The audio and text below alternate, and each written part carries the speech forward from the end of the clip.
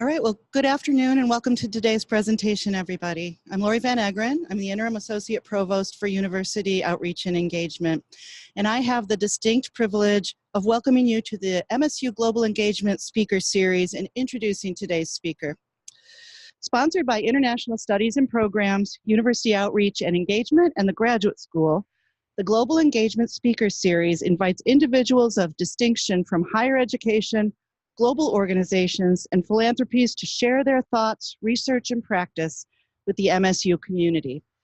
Advancing understanding and dialogue about fundamental human rights and meeting basic human needs is at the core of the series, and speakers highlight the role of higher education as a collaborator, working with civil societies, governments, and industry to enhance societal well-being.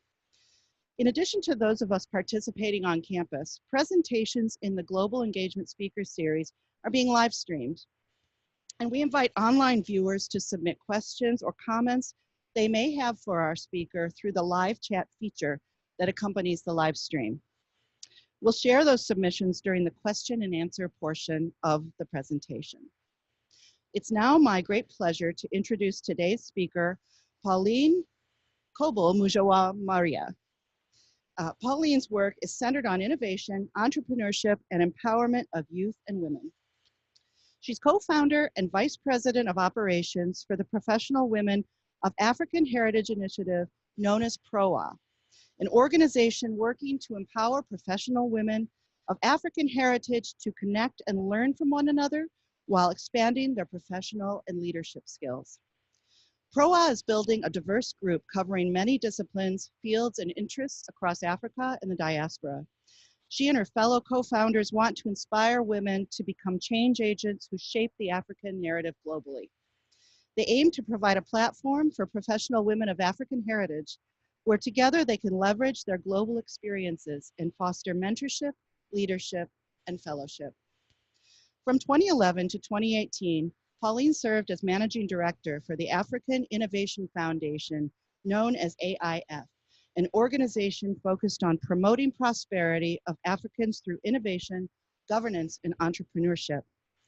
Pauline was responsible for leading the vision and activities of the foundation to strengthen African innovation ecosystems and to catalyze African-led development. During her time at AIF, she also served as the program director for their flagship program, Innovation Prize for Africa, a program that celebrates and rewards African innovation and ingenuity. She emphasizes building strategic partnerships and inclusive innovation ecosystems that will spur economic growth across the African continent, and she especially champions investments in African youth and women. With more than 20 years of experience working in the international affairs and philanthropic sectors, Pauline is regarded as a leading expert and influencer. She's worked for both UN bodies and international organizations in Africa, Europe, and the US, including the World Health Organization in Geneva, UNESCO in Paris, UNICEF in the Democratic Republic of the Congo, Enda Tiamont in Senegal, and Jewish Family and Children's Services in Tucson, Arizona. Pauline currently serves on the board of directors for the Flame Tree Initiative, an NGO using information, communication, and technology to address the digital divide in collaboration with African universities. She's an advisory board member for Your African Forum, Green Tech Capital Partners, and Innovation and Laboratory Engineered Accelerator Diagnostics. She's also a Bellagio PopTech Catalyst in a joint initiative between the Rockefeller Foundation and PopTech, where she works with a global community of innovators to promote positive social change. Please join me in giving her a warm welcome. So I'm sure, even though there was this long bio about me, you might be wanting to learn more about who am I. So I wanted to start by showing you the structure of my presentation today. So I will start with the introduction, where I talk about myself, so you know who I am, how I got here. And then I will talk about why I believe innovation and entrepreneurship matters. And I will talk about African innovation, entrepreneurship ecosystems, who are the enablers, driving all activities within African innovation ecosystems. And then I will give you specific example of Africans who are actually coming up with solutions to address African challenges. And I will end with a conclusion. So a bit about me, beyond what you have heard. So I grew up in Rwanda. I was born in Kigali. And you can imagine from Kigali, ended up in Tucson, Arizona. It's really a huge difference from the green savanna to actually the Sonora Desert. But the truth is I didn't just jump from, Kigali to Tucson. I left Rwanda during the war in 1994. It wasn't my choice. I left running, and my goal number one was actually to stay alive. And then later on to make sure that this tragedy does not define who I am, that I can go back and dream again and find a way I can be impactful and give back. So during my journey, I ended up living in the DRC Congo and Kenya, Senegal, France, UK, and then now Switzerland. I still tell my family back in Zurich, in Switzerland, where I live, and I'm married, that I'm going home. And they ask me, where is home? When you say you're going home, where are you going? And I always tell them, Tucson, Arizona is my home. And they laugh because they don't understand why do I say Tucson, Arizona is my home. But the reason I say Tucson, Arizona is my home, it's actually a place that allowed me to dream again. I arrived as a legal immigrant. I highlight legal because within the context now, as a refugee. I went back to school at University of Arizona. And I was so lucky to have professors who believed in what I could do, who helped me learn more, opportunity on the campus, who really mentored me to see all the potential on the campus. So I feel like I'm here today because of the mentors I got at University of Arizona. Not only I went from saying, okay, I came as a refugee, I need to just survive, pay my rent, to actually dreaming about any career that anyone can have.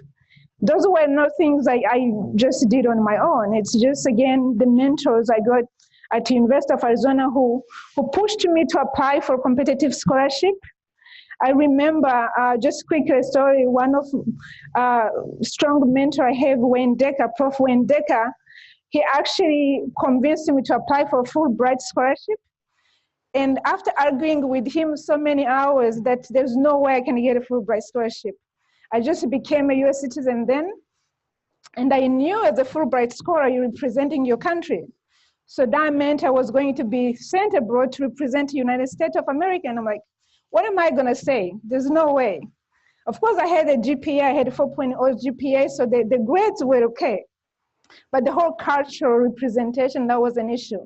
So I argued with him so many times. I ran out of options because the last argument was like, I didn't have a time because I had to do 2 jobs to basically pay my bills, support my family that has left behind.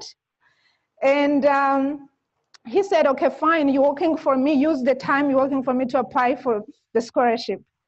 So there, basically, I applied. And sure enough, I got scholarship to, the Fulbright scholarship to go to study in the UK. That's why I did my master's.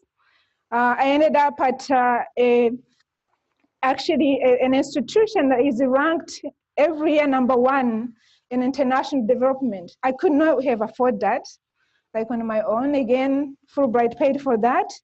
And sure enough, when I finished, I got another Fulbright to go and work for UNESCO.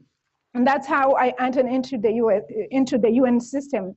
So again, just to highlight the importance of mentors, the professor who go beyond giving the grade by shaping the mind and pushing for students to remember that they can still dream even when odds are against believing they could dream. So the last 7.5 years, I spent them catalyzing innovation and entrepreneurship in Africa. So this is where I was working at the African Innovation Foundation. And this for me was really an eye-opening. So I was coming from the UN, from nonprofit where In the UN, one thing they do very well is convening, so they can bring really amazing people in the room, discuss issues. But one of my, they say that the reality check when I was working for UN is when it comes to actions, I felt like more could be done.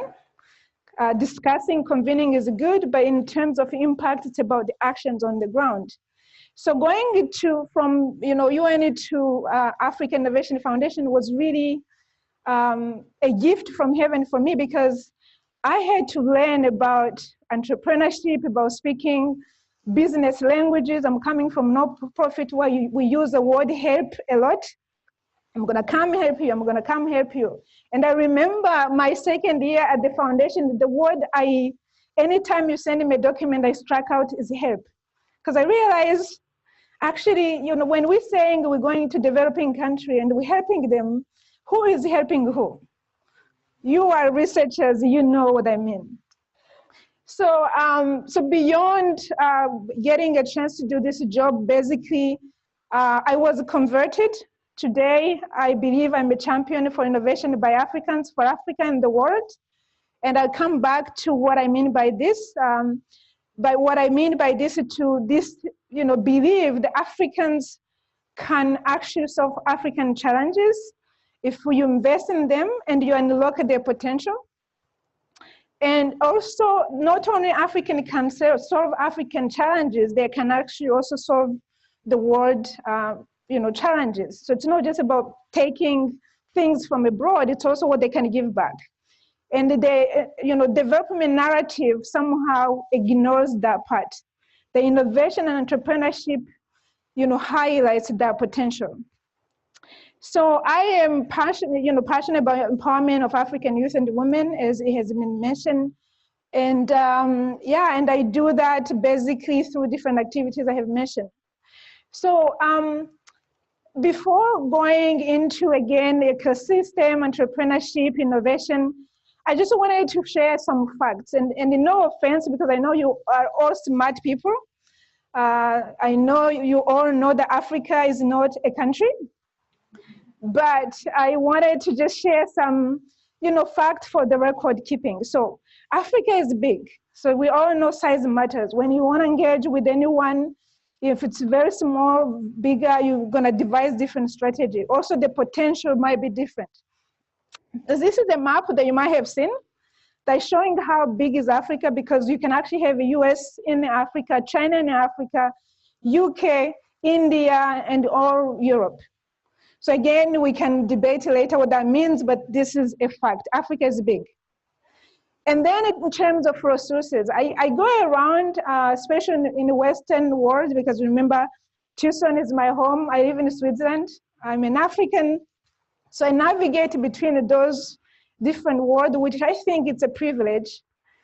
But every time I go to conferences, even in some conferences in Africa is where they're run by different people from everywhere, people start saying Africa is a poor continent. And I'm always like, no, Africa is not poor. Africa is very endowed by natural resources. Everything you can imagine, you can find it in Africa. The truth is, Africa happens to have many poor people living there. But that's different. Being poor as a continent, having poor people living there, that's different. So I wanted to highlight the fact that, as you can see on this map, I don't know if you can see well, maybe it's too small. So Africa is among the world's largest producer of diamond, gold, platinum, and uranium. I think some statistics talk about 90% of diamond coming from Africa. And as you can see on the map, they're not just coming from one corner, it's everywhere. With the exception of my home country, Rwanda. So we don't have that. We have coffee though, very good coffee. And then you have other minerals such as cobalt, copper, chromium, bauxite. I didn't even talk about natural gas and the oil. So all the things you find them in Africa.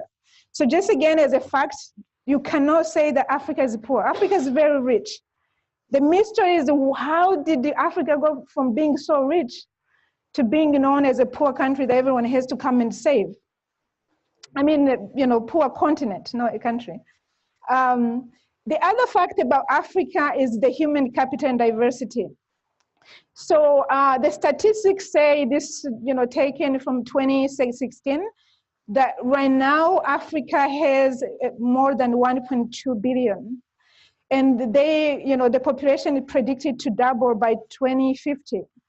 So Africa is the youngest continent with about 60% of its population under 25. And again, you know what that means. In Europe, many countries are worried about, having aging population. I think China, Japan have the same issues.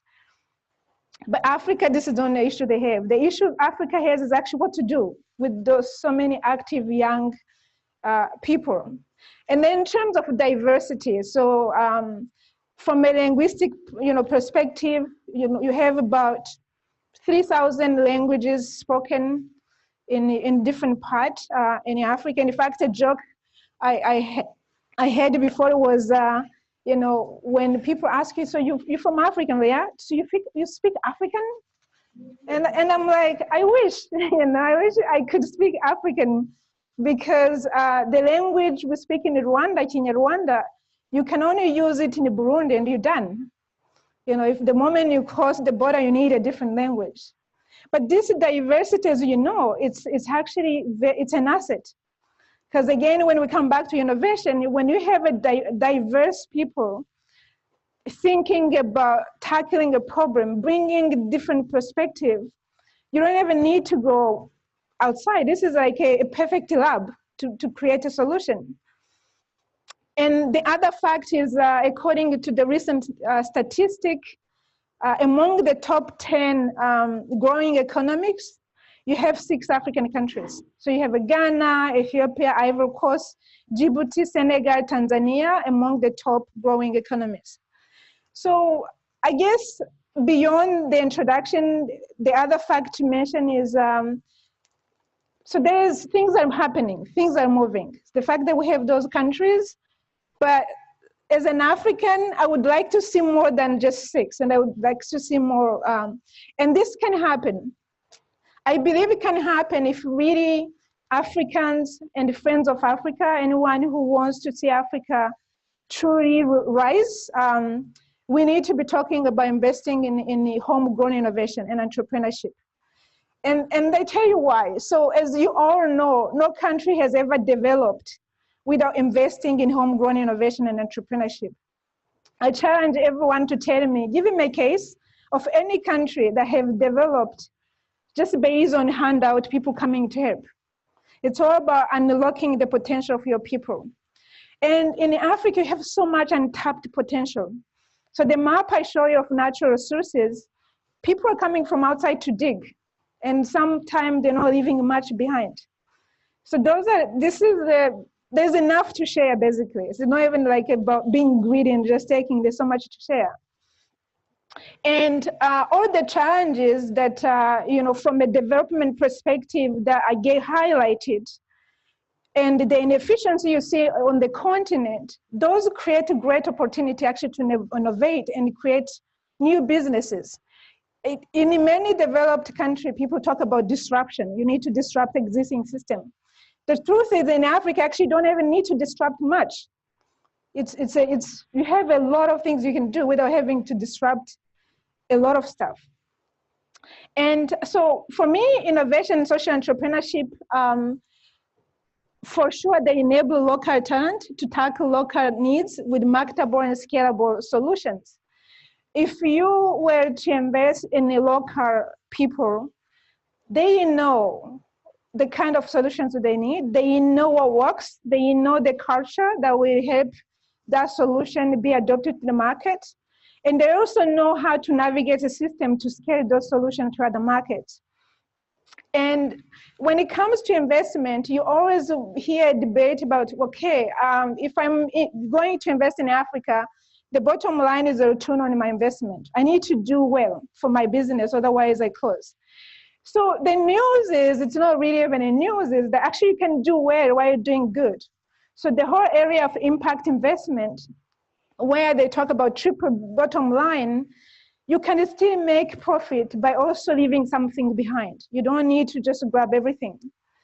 And my take is innovation and entrepreneurship, not aid, are the viable way to tackle poverty. You know, I am convinced, like, when the whole development narrative started, if they have put innovation and entrepreneurship at the core center, we won't be talking about poverty as we talk about today. Maybe we could be seeing it in a museum where people are imagining, wow, people used to be poor. Just that my dream. And of course, you all know that education matters.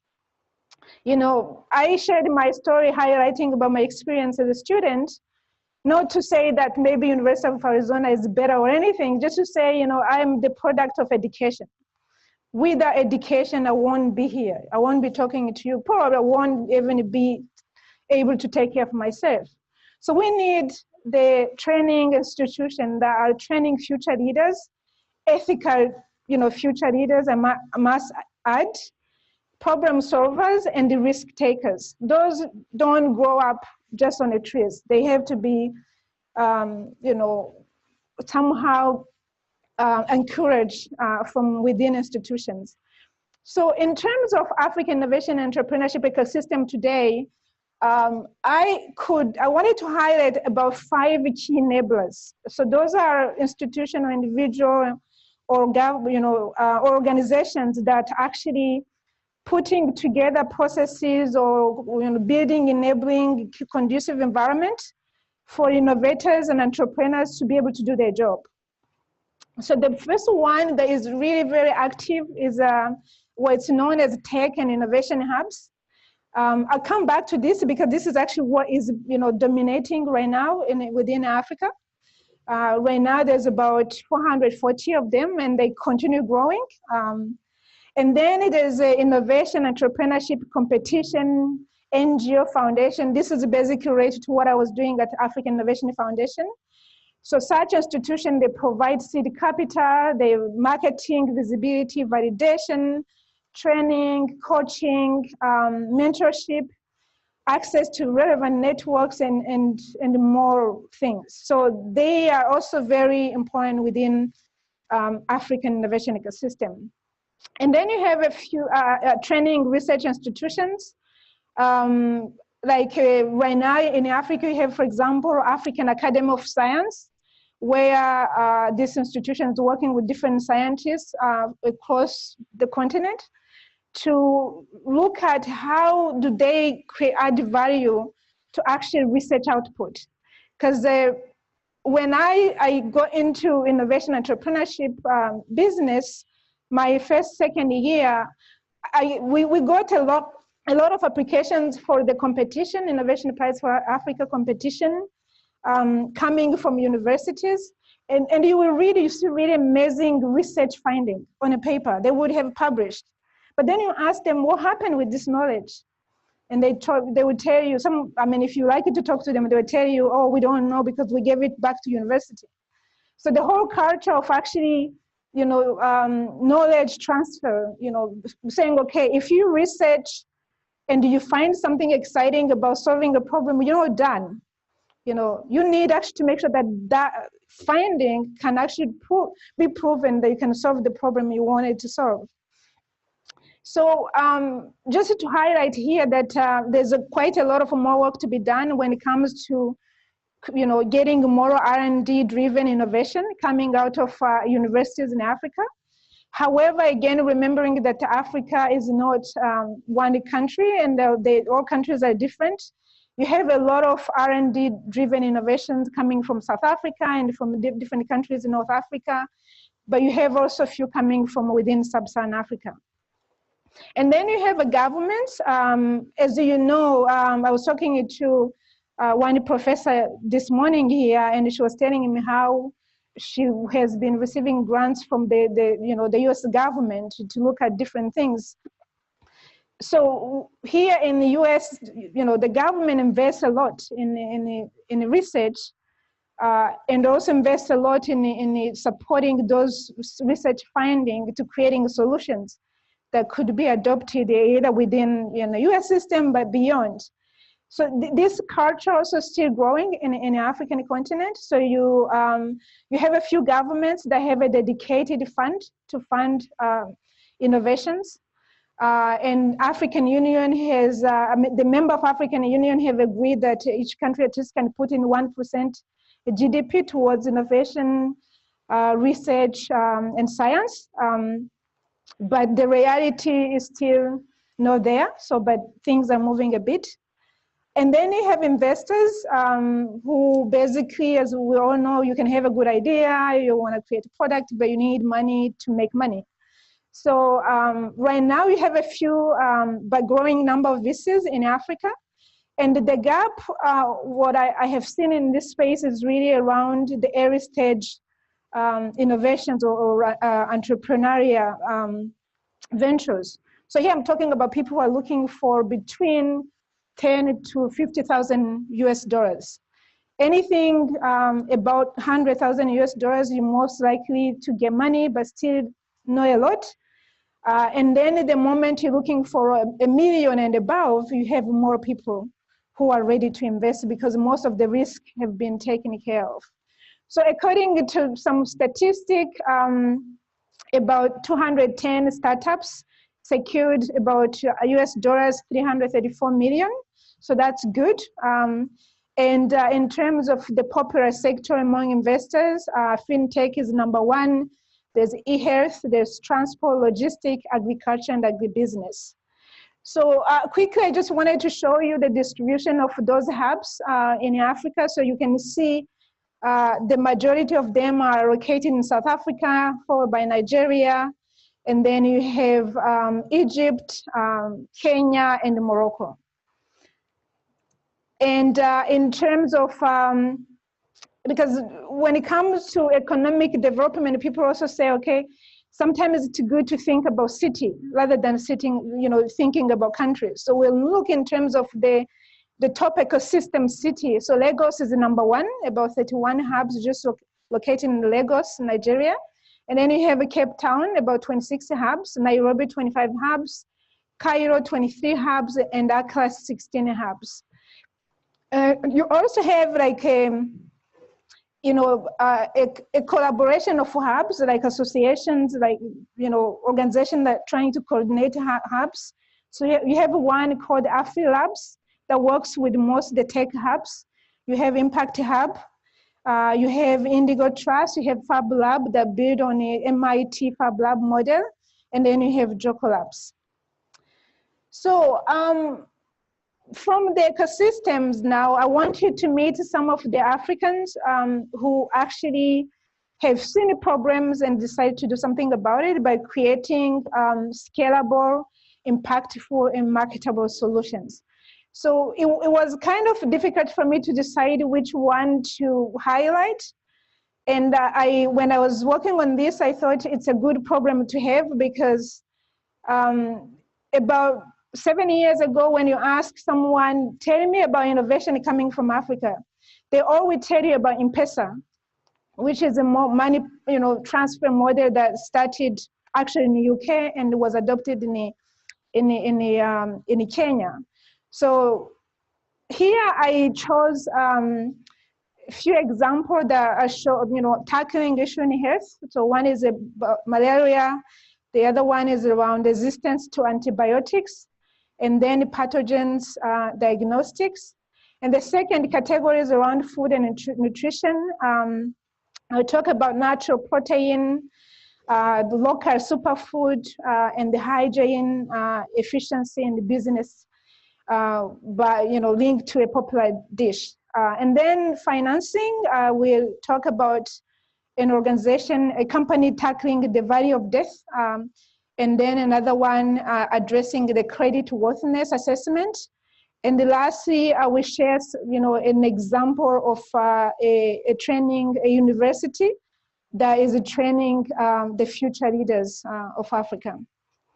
So the first one, UMT, urine test for malaria, it's an innovation that is also among the winner for Innovation Prize for Africa. And so what Dr. Eddie Agbo saw was that malaria continued to kill so many people, and there's different solutions are being proposed, but still the numbers are not really reducing much. And he realized that one of the issue was that, from when actually you have malaria, I don't know if any one of you has anyone, let me ask this way, has any one of you had malaria? Okay, good. So we have a good, so in many countries in Africa, when you have a malaria, the first things you do, you just run to the clinic and you can just buy whatever medicine you can find there or you can afford. And you usually think you have malaria because you have high fever. So the problem that Eddie Agbo saw was that actually not all fever are linked to malaria. So if actually anytime you have a fever, you run and buy medicine and you drink it, and it's quite a lot of pills and they're not good, then what happens is you develop a resistance against that drug. So which means that the moment you're actually sick and you go and take that drug, it's not gonna work for you. And because many people do this, I mean, I have done it as well many times. Now I know better. But I used to do, you have fever, you go and buy, whatever you can buy and you drink it. So what he said, okay, if I can actually tackle the issue from testing, knowing that you have malaria, I will be addressing two things. One is to basically make it easier for people to know what they have so they can seek the proper treatment. But the second is also to reduce the incident of resistance against malaria treatment that are linked to taking those pills. So what he embedded is a test that is just like a pregnancy test, where you don't need blood, you don't need a reagent, you don't need any equipment, you don't need any technical expertise. Again, it works just like a pregnant test. And what it does, basically takes the lab to the patient. So if you are, you have a fever, before you just buy medicine, you just go and buy the kit, you test yourself, you have fever, you can then probably, they advise you to go and see a doctor, because then they can actually tell you what kind of malaria you have. And in terms of the science behind it, this is a patented innovation that has been worked on in collaboration with Johns Hopkins. So they have trademarks and trade secrets linked to this. And right now they are in the business in Nigeria and in Liberia, and they're trying to expand. And in terms of market adoption, they have now sold about 200,000 units in Nigeria. I don't have the number for Liberia. And they have made around 250,000 revenue with no marketing effort. And this slide, I got it from Eddie, and he was saying, imagine if they can actually do more marketing. There's a lot of market demand. There's a partnership being built and orders coming in. So basically, it's a success story that now Eddie goal is to make sure this is available in every pharmacy, in every country, in every corner in Africa. And again, so a problem, came up with a solution, and it's working. The other one is Professor Adnan Remar from Morocco. His innovation is about tackling antibiotics resistance. So basically, he has a patented alternative to livestock antibiotics. And the issue he's trying to address is basically to say, okay, right now, there is a high rise of multi-drug resistant bacteria that is fast growing globally. And actually, WHO says the #1 challenge right now in terms of health risk is this resistance against antibiotics. Because if antibiotics don't work, then you can go to the hospital, but they can treat you, but it's not gonna work. So in terms of number, globally, drug-resistant infection cause around 700,000 deaths per year.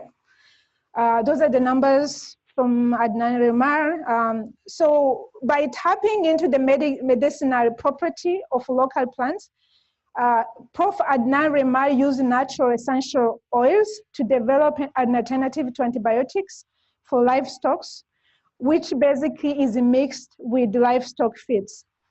So his formula for animal feed can be added using the typical feed preparations processes, and has been shown to be just as effective standard antibiotics without causing side effects or contributing to resistance buildup. So his invention might help curb the overuse of antibiotics that is leading to antimicrobial resistance and halt the spread of multi-drug resistance superbugs. So I must confess, before I met Adnan Remar and learned about his innovation, I had no idea that actually you can develop resistance against antibiotics just based on what you eat. So let's say if you eat meat from a cow that has been treated by antibiotics, of course you probably have to do this over time, it's not just one time, that actually you can develop resistance same way you can develop if you have been using antibiotics. And so, and this is a huge issue in Africa, because the regulations around controlling who's using antibiotics to treat livestock are not really there, or even where they are, they're not reinforced. And right now, because we can talk about poverty, but there's also a rising middle class in Africa that, of course, when people have money, they want to eat more meat. So there's more meat consumption. But if the issue of resistance is not addressed, then that means actually you're going to have more people who potentially could develop this resistance against antibiotics. So what he is doing basically to say, okay, let's at least make sure that no one is developing resistance because of what they have eaten. He is now also working on an alternative to antibiotics for humans, but it's still long research. But he was awarded the European patent for this and that second research as well. The other one is about saving humanity through pathogen diagnostic, and this was invented by Dr. Nyan Dugbe from Liberia. So this is a technology for detecting many infections in 10 to 40 minutes using just one test. So according to Nyan, the existing problem include many infections with similar clinical symptoms. He gives example like Ebola, malaria, typhoid, yellow fever. And then there's a co-infection such as with HIV, AIDS, and TB. In many settings in Africa, you don't have a high-tech diagnostic test. And there's also lack of high-trained diagnostic personnel. And when the equipment exists, they are very heavy that you can actually not take them to rural areas. And the time it takes for diagnostics is quite long, 3 to 7 days. And in many cases also you can have a wrong diagnostic of infection, and of course this leads to wrong treatment and antibiotic resistance. So here's a solution was to say, okay, I can actually create a device where you can detect many infections just by one test. And basically it's very simple, but still high-tech diagnostic test. You can see how it looks on the image. I don't know if you can see that. And it's easy to use. You can take it anywhere, portable, which is so important, again, in many African settings. It's accurate, cost-effective, and it can be targeted and the correct, it can lead to targeted and the correct treatment of infection. So where he is right now, he's conducting the last clinical trial. He just got a US patent granted, and he has done a lot of publication and peer review. So we're talking about, again, world-class innovation. So what I tried to do with this first example, I wanted to show you the actually African-made innovations that are useful worldwide. Of course, malaria, maybe it's targeted in the US, but the rest, those are innovations that are important worldwide, made by Africans for Africa and the world. And then in terms of food, there is this company called AgriProtein, and what they do is about mimicking nature to produce a natural protein. as I mentioned again, right now, worldwide, we have more people, entering the middle class, and the middle class habit includes, consumption, including eating more meat. And at the same time, also you're seeing like a health conscious, people wanting to eat bio-organic. So what this guy said, okay, if there's many more people asking to eat organic, at the same time, there's a climate change, it's not raining enough, or there's not enough food to actually have enough food to raise organic, let's say chicken, fish, and everything. What do you do? So what they did is basically to set up a lab setting and in incubation setting, and they raise flies, and then they harvest them when they're maggots, and then they grind those and they put them into animal feed. So now, if you Google them, they're everywhere. They just raise many millions. Right now, I think it's 102 million they just raised. They have set up a marketing company in the UK. They also just set up another research lab in Belgium, because they understand that this is not just for Africa. The whole world wants to eat bio, but there's not enough, setting to actually produce bio free-range chicken and these kind of things. So again, this AgriProtein product, it's ecologically friendly, and it's cost-effective, and it's basically just saying, okay, we can continue to eat bio, but it doesn't have to cost us this much. We can make it affordable. The other one is reviving the African superfood fonio. Has any one of you heard of fonio? Yeah? He heard of fonio. That's good. So fonio is, people say it's the quinoa of Africa. Do you know quinoa? Maybe I don't pronounce this word, quinoa. So they say it's a quinoa of Africa, and I always say, quinoa is a fonio of Africa. So the other way around. So fonio is actually super healthy to the point that doctor prescribed this as a diet for people who have diabetes and apparently more other diseases. And the issue is, this is it's a nation, grain that was grown in many West African countries. And at some point, people stop really growing it because it involves so much work when it comes to husk it. So you can see one of the picture here. This one, it shows you how they look when before you husk them. And this is basically clean fonio. And those are the machine he made. So those machines make it easier to basically husk, remove the skin of the fonio, which has been the reason why people stop, producing it, because it was taking about 2 hours to basically pound 2 kilos of fonio. And now with this one, it takes really short time, and it's a superfood. And thanks to him, actually, I give him credit. Right now, you can even Google fonio. You can probably buy it, fair trade online, because everyone knows about it now. So you will start knowing more of fonio. And I will tell you, if you taste fonio, you will know that you're not gonna go back. It tastes better than quinoa, and I like quinoa, so. So the other one is the fufu. Any one of you know of fufu? Okay, good. So fufu, it has different names in different countries in Africa. But the one I'm talking about here is base of yams or any other roots that you boil. And then you can actually mash them up the same way you use a mixer. So you will say, why does use a mixer? So the mixer, so the fufu eater culture, they have a relationship with the fufu. They want to eat it with hands. It should not stick, and it has to have the really fine touch to it. It's not just about having it presented as how it feels, that relationship. So, and then you ask, why is this an innovation? So basically, Logum Soup from Togo, what he said was when he was growing up, he saw how his mother was struggling every time they have any visitors, or there's a funeral. Fufu has to be on the menu, and it takes so much time to pound. And it's mostly done by women and kids. And on the other side, most of the time it's done outside.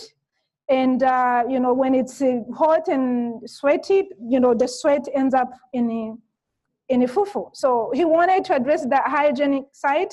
He wanted to cut time, so women and kids can go to school, women can do other things. And he wanted to make sure that people basically can actually still enjoy their fufu. And he came up with different business model where he made this machine. One is a commercial one, which means someone can actually buy it and set up a kiosk and offer services to come and make fufu. You bring your yams, and then, in a few minutes, in 8 minutes, you go and serve. You're done. What was interesting, and this is where the culture comes in. So he said when he introduced the machine, a lot of people, especially traditional people, said, no, we're not going to use, eat fufu made by machine. This is not fufu. This is not how my grandparents ate it. I'm not going to do it. So what he did like a test, like a scientific-based methodology. He basically produced, blind testing where one was made by machine, another one pounded. And he had different people test it. They couldn't tell, and actually seems some of the people liked the one by the machine thinking it was pounded by hands. So because of that, it was adopted because it passed the culture, it was adding efficiency. And what I wanted to highlight here, and the reason I put it here is basically this is a solution that can only come from an African. If you don't know fufu and you don't know what's involved, how would you even come up with this one? Right? So again, the reason why homegrown innovations are important. So from investment perspective, this is one of the company where I'm the advisor board. So as I mentioned before, there's a growing number of VCs coming into the space of investing in innovation and entrepreneurship in Africa. But as you know, if you start, if you innovate or you do research, you go from research, development, product to launch. And at some point there, you need more money to actually benchmark your product so you can attract people with more money. The problem is there's not many people here. And here you don't just need money, you also need an ecosystem where someone can help you, mentor you. And this is basically what's missing. So what these guys have done, they, being an impact investors, they develop an innovative approach which combined company building with the financial support. And this leads to better and more mature companies. So what they do, what they call results for equity approach.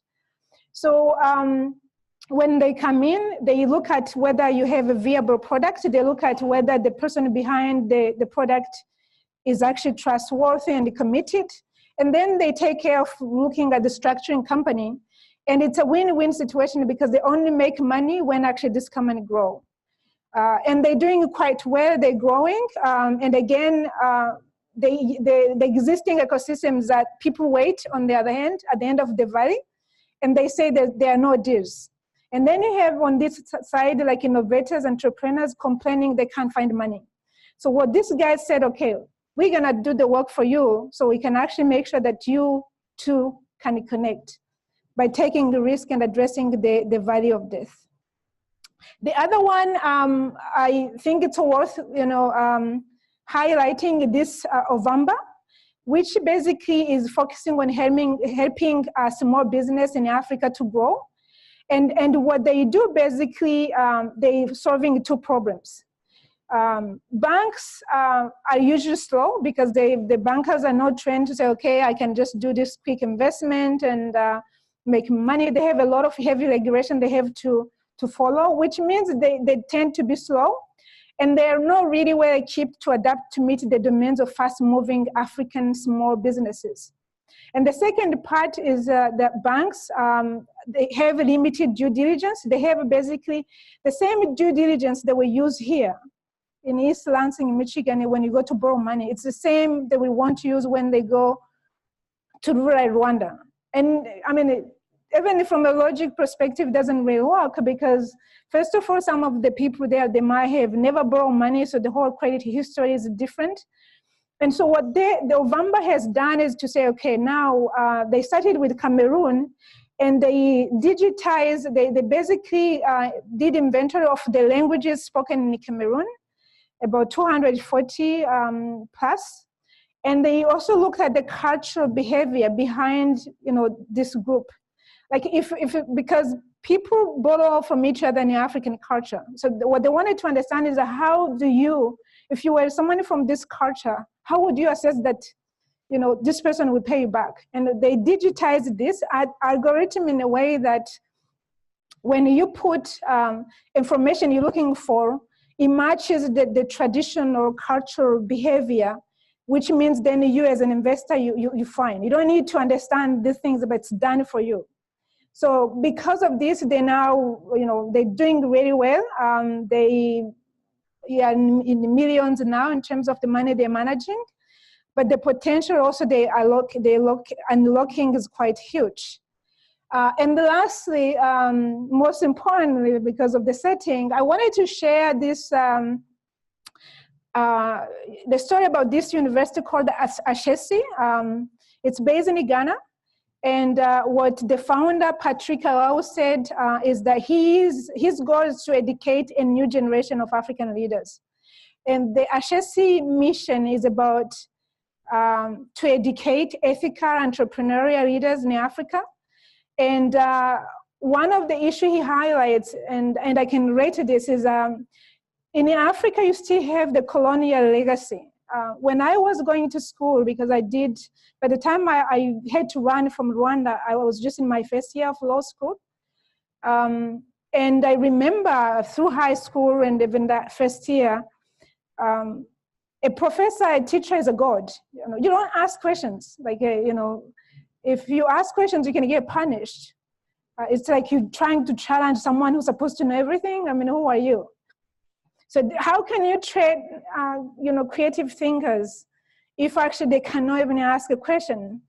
And even worse, this has changed though. Like when I was going to school, sounds like a long time ago, one of the professors was coming from Belgium, and he brings the book and he takes them, and he comes for a month intensive and he takes them back. So which means if you were not there, you didn't take notes, you have nowhere to go and actually consult. And again, this is changing a bit because we have mocks and everything. People have access to material.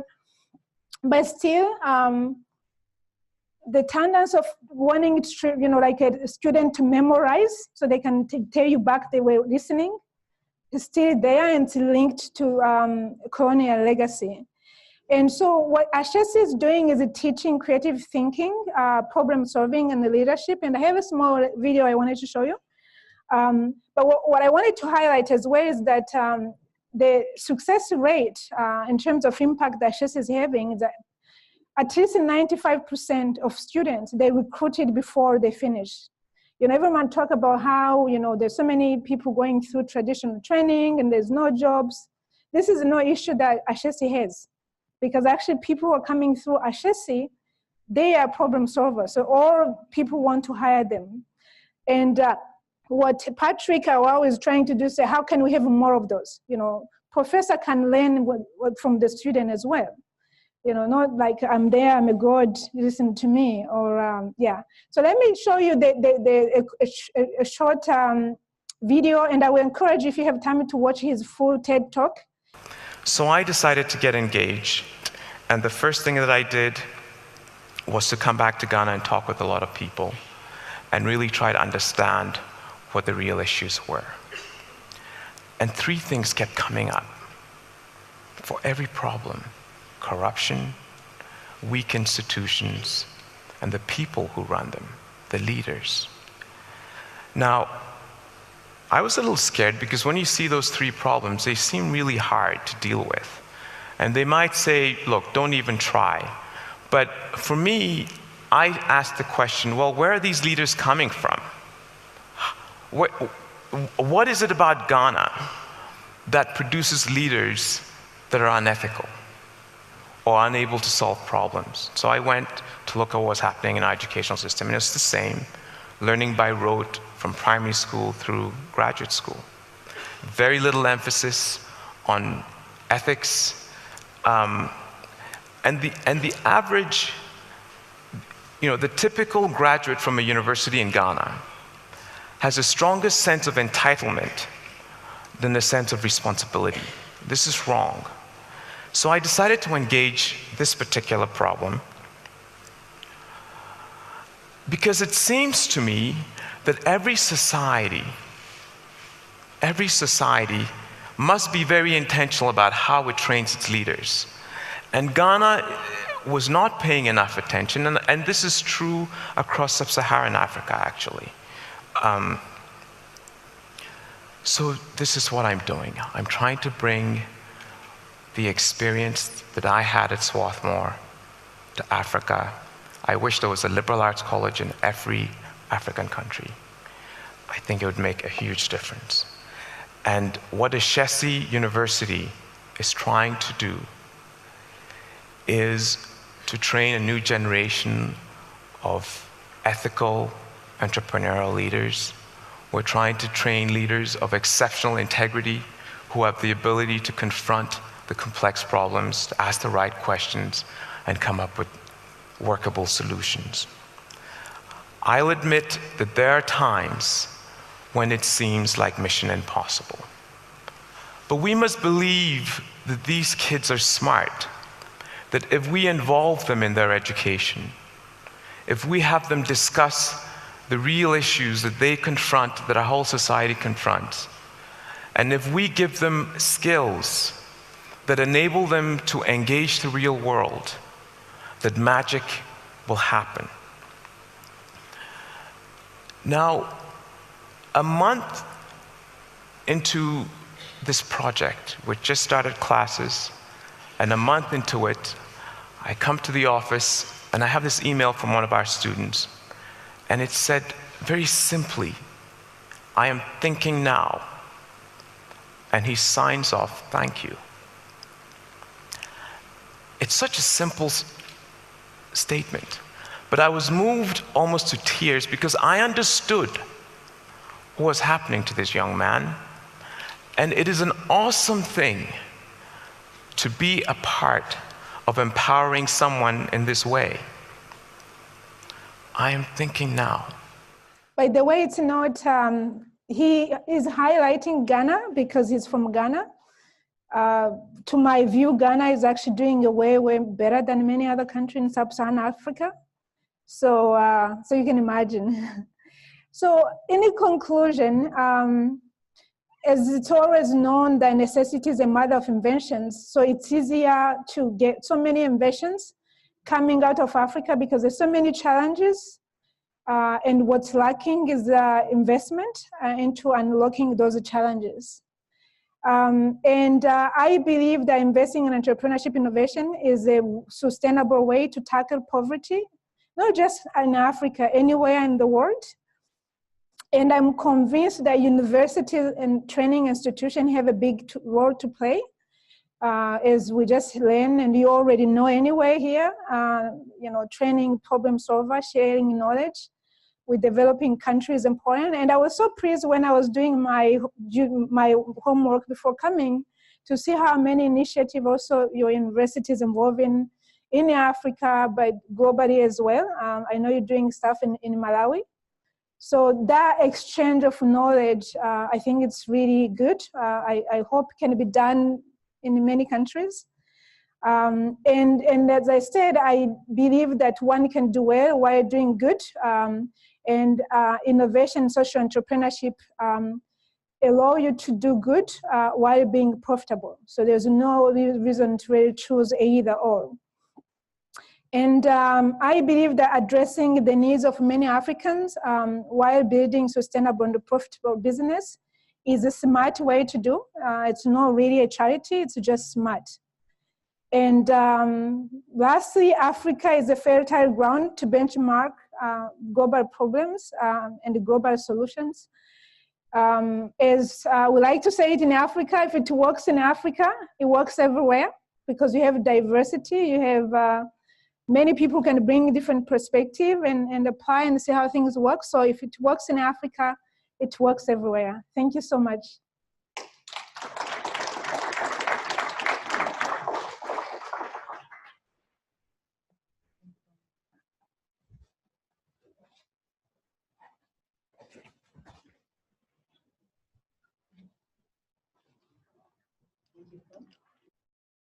Thank you, Pauline. That was just a wonderful talk, so interesting. Thank you for sharing your personal history. It's really always inspiring to hear how people came to the interests that they have and the experience that they have. And then I'm a big data wonk. I love data, but the stories that you share about the specific innovations that are coming out of Africa were just fascinating. So thank you again. And I also want to thank you for the very many visits that you've been doing with our courses and our classes and students and faculty. We want to open it up for questions.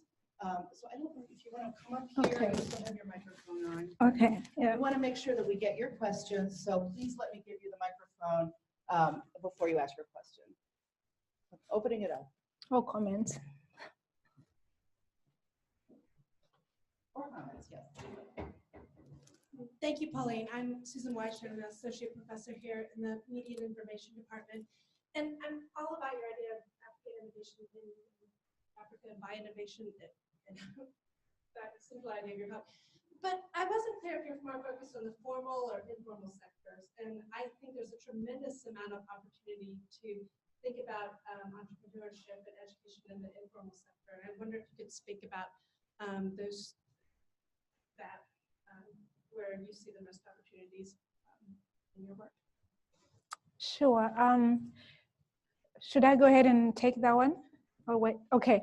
Yeah. So you just nailed it. So basically, when you look at the informal economy in Africa, it's quite huge. And the space where innovations are coming through, some of them are coming through the innovation hubs, because those are the co-working space, like incubation, acceleration space. But we also have what we call like garage type, where people are just, seeing something and creating a solution that they know could work. The issue in terms of informal innovations is how do you go from taking a solution that you bid for your mother or your village to actually, you're scaling it. And that's where basically the need of ecosystem is so needed, because if you can actually, you already benchmark the idea, you have seen that's needed, but then you need that somehow find a way to create knowledge in terms of who else can use this solution. Because most of the informal innovation will come from specific setting. So the next step is to say, okay, now it's working here. Who else has the same problem? How do I make sure that I can actually get this, solution to them so they can use it? And then the other part is really commercial side of it.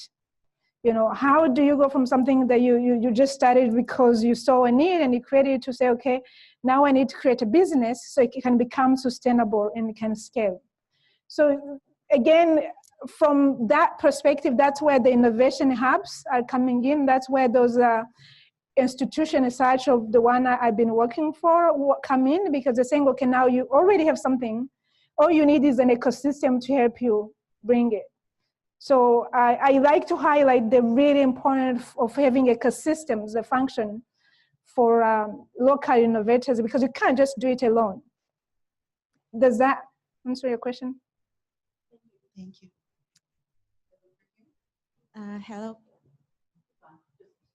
Hello, Pauline. Thank you for the inspiring presentation. So my name is Dita. I'm from Humphrey Fellowship Program, and I am interested about one of your key enablers. So you mentioned about there is not much disruptive dynamics when it comes to social entrepreneurship. So can you explain more about it, and how does it affect the innovation in public goods? Because I think when you mention about public good innovation, I think there are many stakeholders involved in this particular issue. Thank you. Which enabler did you? You mentioned that when you want to innovate in social entrepreneurship, it is, there's not many difficulties, because you said that there is not much disruption. Can you explain more about that, especially in public goods innovations? Okay. So what I meant with that, what I meant by that is there are quite many issues. And in fact, if you Google and say issues in Africa, we see a huge list. You know, even looking from the sustainable development goals, you can just see like this, each one area, you can see how there's a solution you can create that doesn't exist in a specific setting in Africa. So if you could start by that, saying, okay, there's so many issues that need to be solved.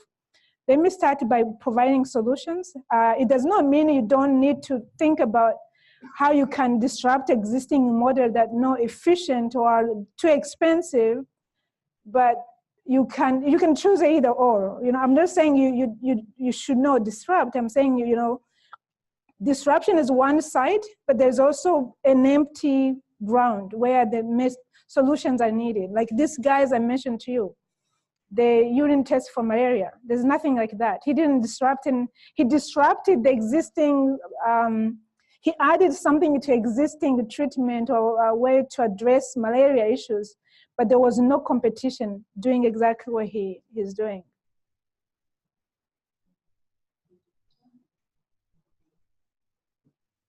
Hi, Pauline. Thank you very much. My name is Arnam from Latin America, from Argentina. I wanted to ask the connection, or a question around the connection between hubs, ecosystem, and social entrepreneurship. So my question is there any specific characteristic that an ecosystem has to have in order to promote social entrepreneurship? Or is the same characteristic that for those entrepreneurship that do not follow social impact? So I must say, you know, this is not an empirical research. This is based on my gut's feeling and what I have seen. So what I have seen is either way, you need an ecosystem. You need an ecosystem when you're talking about, again, the government role. You need those enabling rules and policy, how to register a company, how to even, if you created something yourself, you can protect it, patent. But on the other hand, if you're coming in, you know, with the pure driven business, where you're driven by making money, you're probably going to have enough money to invest in the best attorney to make it happen, regardless of the ecosystem where you're working at. But when it's about the social innovation ecosystems, most of the time, you're not driven by making money, which means anyway, you're not going to be making money. So, but you still need to create, you still need to market. Where do you get this? So in many places, you might have other actors who plays in the ecosystem who say, okay, you have done your work to show that this solution is viable, it's needed, and we can actually support you to take it to the users, you know. And so I always say that the social part does not mean it has to be for free, because the people tend to think social means it's a handout. I think the moment you say innovation, entrepreneurship is still, it's a business mindset. You're just not driven by making a lot of money, and you're driven by making sure that social issue you're trying to address it gets solved, but you still need to be sustainable. Because if you're not sustainable, then you're not going to make it. You're going to have your idea adopted here, but it's not going to be scaled. You're looking at me as if you have a follow-up? You okay? Okay. We can discuss later. Hi, my name is Taylor Joyner. I'm a senior and student in AAAS 390 with Professor Butler here. And my question is, how have you seen the resources grow within the key enablers that you mentioned to support them? Or is the message trying to be sent across that the resources are there and not just being taken advantage of? So part of what I do, public speaking, is to show the potential that's there. Highlight the success, but also highlight what can be increased, done better. So as I said, for example, from government, support perspective, there's not enough. If you compare to what US puts into R&D research or into the other options we have here to what you have in Africa, it's not a lot. Resources are always needed. It's a question of who is providing which resources and why. right now, a lot of informal, as she said before, or tech-driven innovations are coming through the tech hubs. So those are the spaces where they either provide co-working space or they do incubation or accelerations. And they get funding from NGOs, from impact investors trying to probably broker deals. But I don't know how many are supported, for example, by their own governments. On the other hand, when I look at the country like Rwanda, where things are driven from the leadership, you see actually they're triggering, they might not be the one paying, but they're facilitating those connections where they're building partnership that brings the money. When I was there last year, I remember I was talking to people who setting up Fab Lab. This Fab Lab was actually brokered by the government working with the Japanese agency JECA to fund the Fab Lab in Rwanda. But that was the government facilitating those connections. It wasn't a single individual saying, okay, I need a Fab Lab, where do I get money? Yeah. I think we have time for one more question. I think we can get you two in there. Okay. Is this Yep. Just jump right in. Hello, Hi. my name is Dinah. I'm a sociology major and I'm also in Dr. Butler's class. And I was wondering, you mentioned as one of the innovations, Asahi, is that how you Ashesi University. University. Yeah. Are there any other ways education is being used in this innovative way? Because you did touch on the colonial legacy of education in Africa. So I was wondering how education plays a part in African innovation / entrepreneurship in the ecosystems. So I think it's still an issue. And what's interesting is actually to see even the difference between the colonial masters and the country they colonized. So for example, when you look at the Francophone countries today, the innovation ecosystem is quite lagging behind comparing to Anglophone countries. And when you look at how the French colonized Africa, they were basically using a different approach comparing to how the British did. And of course, people say also the language mattered because the whole innovation started here in the US, the innovation language, the mindset.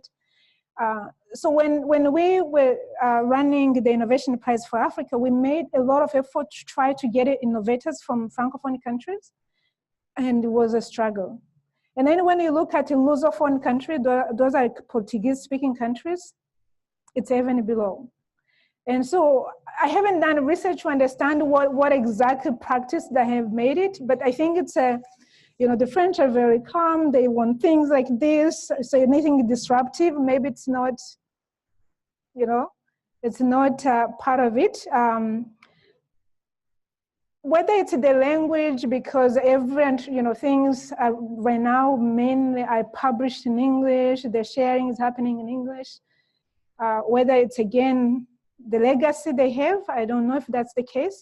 What I know, we were colonized. Rwanda was colonized by Belgium, French side of Belgium, and we were memorizing. Like I could memorize anything you told me. If you ask me a question about it, I won't be able to answer any question, but I can just repeat what you have told me. Yeah.